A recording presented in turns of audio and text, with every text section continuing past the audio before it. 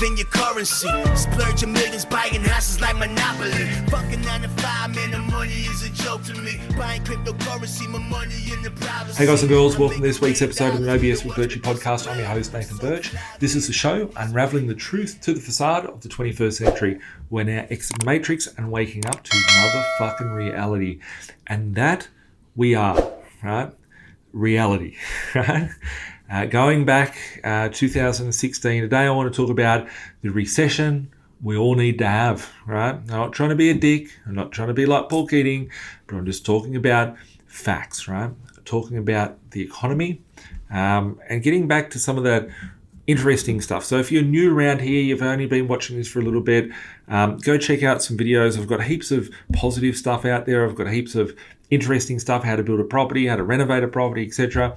But I have this interesting period I went through back in 2016-17 where I realized the system was crumbling, liquidity was getting sucked out of the system, and we were entering into a property recession, which was turning into a retail recession, and everything was falling. And people didn't realize it until about 2018, 2019.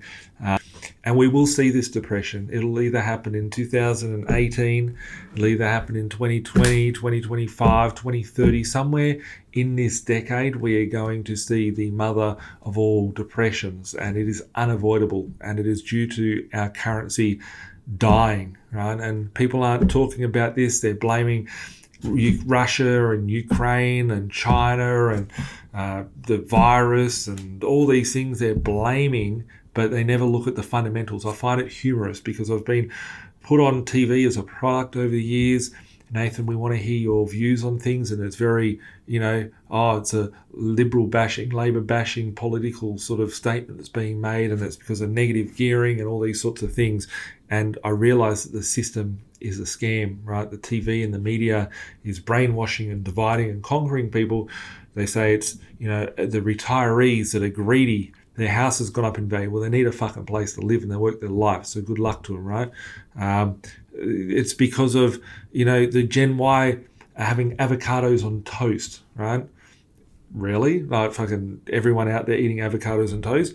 It's because they've been robbed from their currency. Their currency is shit. Your money is worthless. Cash is trash. Everyone says cash is king.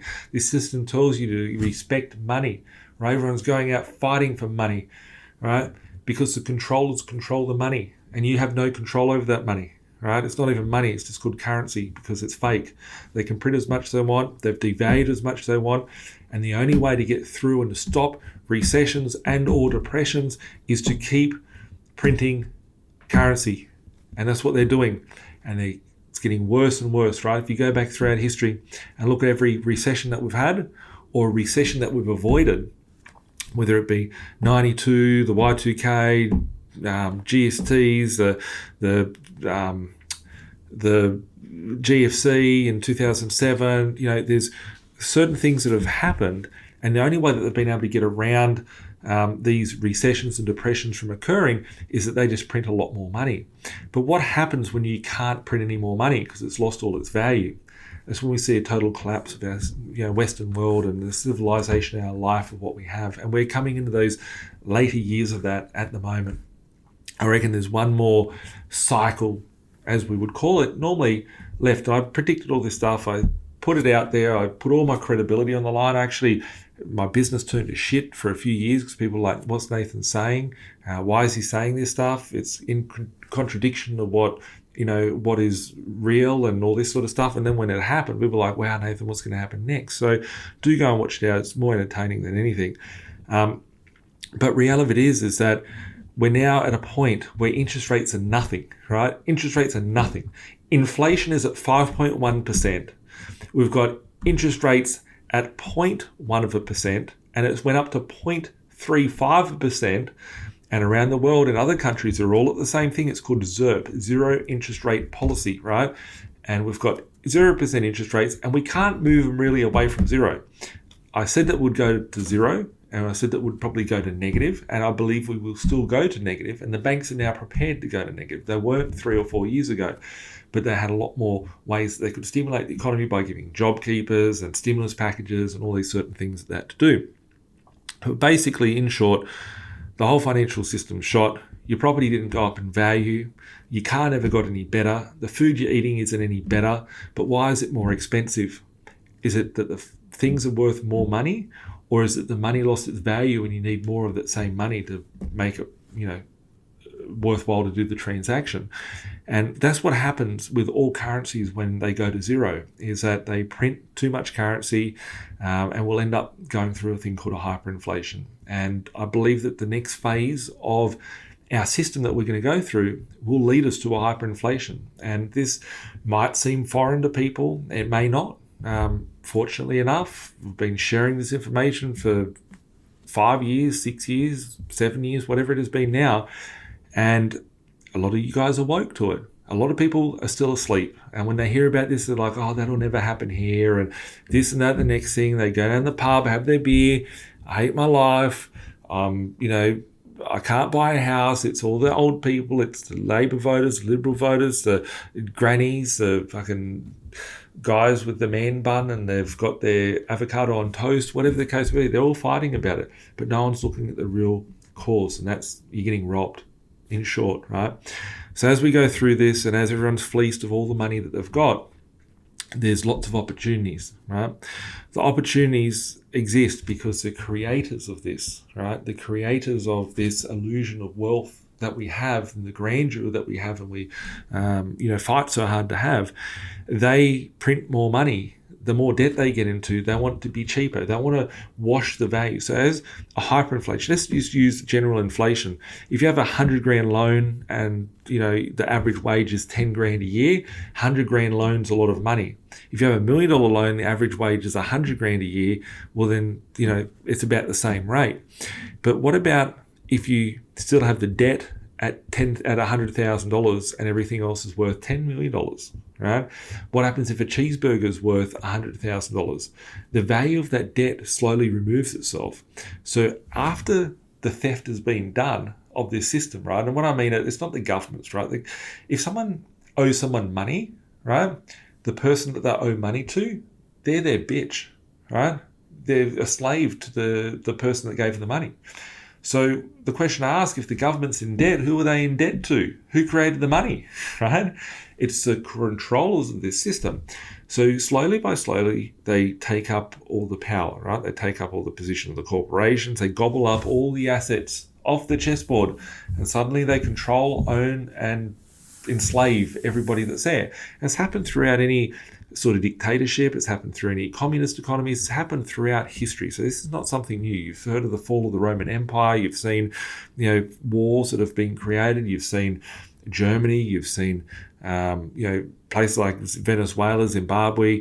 They're more common of nowadays, but there's been thousands of currencies that have lost all their value and civilizations that have fallen from their heyday because of this system. And it's not that you're doing a bad thing because you're an honest, hard-working person. It's not that you're doing the bad thing because you want to have a holiday. It's, going back to a family 20 years ago, they didn't enslave a husband and wife to work. They had a one-income family. You could afford a nice 3 or 4 bedroom house with a garage attached to it. Now you've got 2 people slaving it out to be able to just afford to pay the repayments on a 1 or 2 bedroom unit, which is like fucking communism compound style. So, it's not that you're doing anything bad, it's the system, and you need to look at that system.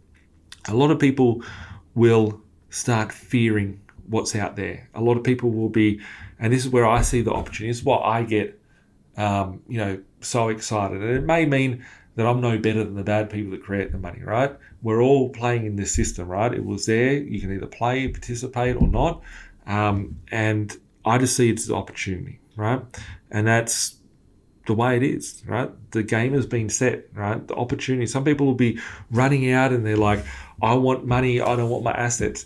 The dumbest thing you can do is take cash, because that can be manipulated and someone can print it out. What you can't print is your asset. You can't reprint a car. You can't go and reprint a 1,000 square meter block of land. You can't reprint a house, right? You can print the money and manipulate the parameters of that. So the uneducated, the people that are going to be losers in this next decade are those that worship money, right?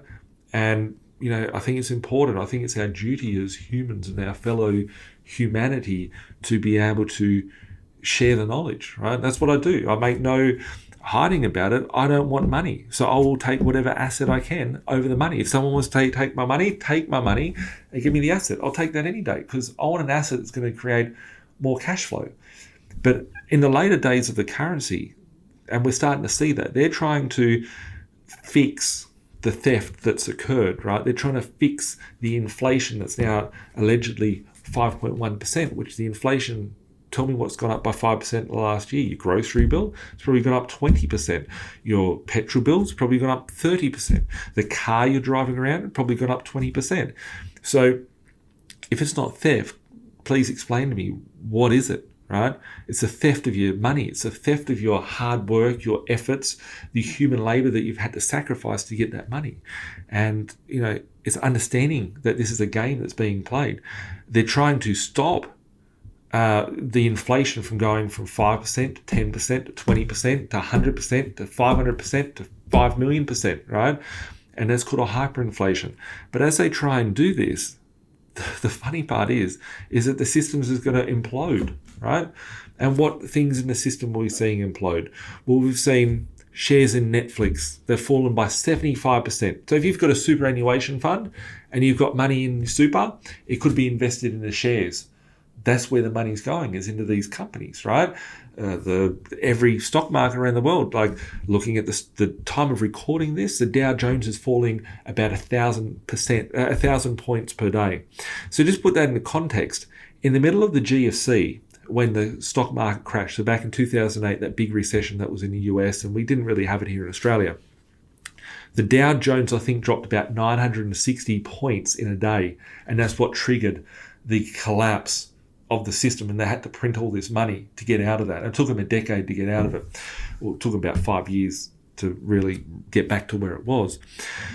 But they've become smarter than that. They've thrown the kitchen sink at that. We're now seeing 1,000 points in a day drop, and then it picks back up magically, right? And it's who's magically fixing this up, right? Who's the buyer to fix up these stock markets, to fix up the crashing markets out there? We've seen interest rates go up 25 basis points, which is only 0.25%. Remembering, interest rates haven't been up for a decade, 12 years here in Australia. They've only been coming down. As a matter of fact, probably all the people you're watching on TV and all the people you're taking advice out there and all the people from the financial planning space have never even seen a full cycle. Right? They haven't even been doing it for 10 years. Right? That's the interesting thing to see out there. But reality is that they try and increase the interest rate just 0.25%, and we've got Bitcoin crashing 30% in a week. Right? We've got all markets around the world. Property market is slower because it's you don't just see it happen overnight. It's, stock sits there, someone will become more motivated, and then there's a spiraling effect. But as they have these issues that occur, it's going to affect other areas like builders not being able to build. So building companies are going broke. We're starting to see it. You go to your local shopping centre, go to your local Westfield or, whatever shopping centre is, a big box one, you've got a Kmart, a Woolworths, Coles, all that. Walk through it and think, how do these shops make money, right? Look at the shops and how many of them have those boards around them are boxed up with nothing in them, and they have pretty pictures painted on them saying this store coming here soon, could you see your business here, leasing inquiries, whatever. And think to yourself, is this normal, right? It's a crash that we are seeing. How can they avoid the crash? They just print more money and then everyone feels rich. They go and spend money, which is what we've seen for the last 2 years since 2020. And it's been a magical party, right? A lot of people had a lot of wealth, right? I actually felt poorer in the last 2 years than in any other time beforehand because my money doesn't buy me as much. But most people are feeling richer. And I have a shitload of assets that have gone up in value. I don't have to do anything. I just hold them and they go up in value. I was like, oh, wow, my laptop that used to be worth $3,000 for one of these is now worth $5,000 for one of these, right? Everything that you've got, your secondhand Datsun's gone up in value, your secondhand Toyota's gone up in value. So this system, the only way they can survive a massive economic disaster is by printing more currency. How long will that take? Well, it's been a week, right, of these rates. It has been a couple of months in the US. It's been a couple of months in places like Canada, the UK, and other sort of similar sort of countries that we interact with. And these countries are collapsing. Their economies are collapsing. So what do? They let it crash, right? They just printed money to stop a crash, right? They're going to have to print more money. And that's why when you go to third world countries and you see a hamburger cost 250,000 of their currency, let's call it dollars, let's call it yen, let's call it whatever you want to call it. That's why when you see these currencies trading, right? And it's like, how did a burger become $250,000 of their money? It's because their currencies have crashed, right? It's all around the currency. It's not because you're a bad person, not because you're making silly decisions. It's that you've been sold a lie. And it's a lot to hear. It's a lot to understand. It's a lot to take in. It's a lot to, I guess, reprogram yourself to go, shit, I've been lied to, right? The whole system, everything I've worked hard for is a scam. And then you go, okay, well, where can the truth be had? How can I play in this? And it becomes a more of a, okay, let's just do the steps that we need to do to survive this. And, to survive it is one thing. To fit inside the system, that's why 90% of people are just stuck inside this system, and they call it the rat race, because it's like the hamster wheel, just chasing and chasing and chasing. But you got that aspect of it. But when you take a step back, you remove yourself from the position, and you go, okay, I might sound like a fucking lunatic to you, right? And that's cool. Unsubscribe, don't like me, right? I might be talking sense, and I hope to, right? I hope to. I'm not trying to be a dick, but I think it's important to go, okay, this doesn't sound right, but let's think about it, right? Nothing else feels right that's around me. That's why at the start of this, I said we're exiting the matrix and waking up to motherfucking reality, because the reality is that no one's coming to save you. The game is against all of us. But if you can understand how the game works, you can take a little bit of that personal sovereignty, a little bit of that personal freedom back, a little bit of that personal protection, so you can take care of yourself, take care of your family, and have a better choice and options in life rather than being forced into doing shit you don't want to do. So looking at that, you're going to see a lot of stuff out there, right? The media for 2 years has been, oh, this is great, that's great. It's like they've turned a switch and they go, okay, let's put all the negative stuff out there, right? Why are they doing this, right? They're trying to, there's a thing called quantitative easing and a thing called quantitative tightening. When you go through quantitative easing, they're printing money, they're making stimulus packages, all these things happening out there, everyone's feeling richer. When they go to quantitative tightening, they're taking that money back off the table. So there's less money floating around. Everyone's going to get poorer. But because they've printed so much money and they're going to have to take so much money off the table to have an impact, everyone's going to die. So they can't. So they're going to have to turn these printers on and they're going to have to let the money just float away. And if you ask for my prediction of what I see in this course of the next 2 years, 1 year, 5 years, 10 years, like people go, I see so many people. Don't do this, guys. Just listen, understand it. If you don't understand it, well, then just think about it, right? Just think about it for a minute, right? Until you do understand it. What hurts me is that people are handing over their assets for money, right? Yes, if you're broke and you've got a financial situation that's fucked, I get it, right? You might need the money and you may have overextended yourself. Okay, maybe get rid of an asset, maybe get rid of something, right? But I see people that are just so caught up in this cycle and they're like, oh, I'm going to cash out now because the market's bad. Well, you could have cashed out in, the start of 2020 and you would have missed out on 2 years of growth. There's lots of things there that, a lot of people are just hoping and trading and playing in dollars. Dollars are not your friend. Dollars is your enemy, right? You want to own assets. That's the important part. People are going to be caught up in fear. They don't know what to do. They think that the sky's going to fall in. They've gone to a barbecue. They might trust their uncle on something. They might trust their parent. They might trust their family friend. They might trust their colleague on a certain thing. So they go, well, that person's gospel. I'm going to take their advice. But be very careful where you're taking this advice from. The advice that I see out there, $1 saved is $1 earned, $2 earned, you got to have money to make money, all these sorts of things. Interest rates go up and, you must be a negative gear. I have all these people that in my life, right, I've come across people that are like, you must negative gear. So if I'm negative geared, I'd be the most bankrupt, poorest motherfucker you've ever seen, right? If I'm negative geared. So these things that are being thrown, it's like people hear from the media, which is the propaganda outlet in the system, and they are regurgitating just stuff that they've heard. And when I hear that, it's like, it's very toxic. It's the most biggest casualty to your success. So make sure that you're making educated decisions. Make sure that you have a solid plan to get through this time. Make sure that you have a plan to take advantage of the situation that is out there. People will be running, people will be scared, and that's where the opportunity lays. Are we going to head into the biggest mother of all crashes? I actually think we're going to go into a depression, but it's actually going to be a hyperinflationary depression. That means that everything goes up and people just can't afford to buy anything, right? Go and think about that as a concept of a hyperinflation and a depression coming off the back of that. That is where I feel we're heading to. In the period of the next 6 months, 12 months, 24 months, we could see some volatility out there in the markets. But as we've seen a 5-year cycle or a 10-year cycle and recessions and stuff like that in the past, I think we're going to see a 5 or a 10-year cycle pushed into a 1 or a 2-year period where we have a quick recession and a quick boom, and then they have to try and stop that boom, so they turn the change in monetary policy, which goes from quantitative easing to quantitative tightening. And when they take away the money printing and the easing of the economy, they will cause a recession. So we're going to see these quick shocks. I could be wrong. None of this is financial advice. I don't represent to be your financial advisor. I can help you. My team can help you. I have experts here. I've got about 100 staff in the B.Invested headquarters. You can contact us at any time, 1300 367 925. Email us at admin@binvested.com.au, or just keep watching this. Keep subscribing. Keep giving us a thumbs up. Keep liking what we do. You can find us on YouTube, Facebook, Google Play, Apple Play, and Spotify. So we'll catch up soon, and I'll see you next week. Bye for now, and be safe. And that's not safe because you should be wearing a mask. It's being safe because you should be using your mind and questioning and understanding what's going on around you.